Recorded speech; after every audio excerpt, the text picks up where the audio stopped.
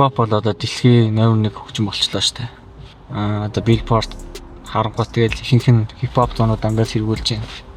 Шийд юм уу те угаасаа нэг миний бодлоор энэ бол яг цаг үеийн байдал ах гэж бодож байна.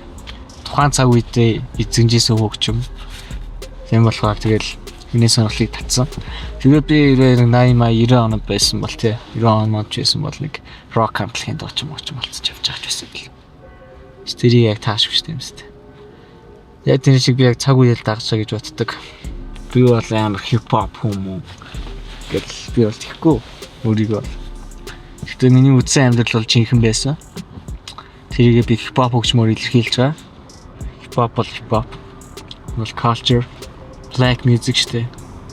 Гэхдээ Монголд бол маш гоё нутагч байгаа гэж би бодож байна. Би бол яг монголчуудыг бол хипхоп хийхэд яг тохиромжтой хүмүүс гэж боддог штэ. Хийлэн ч гэсэн яг наалддаг.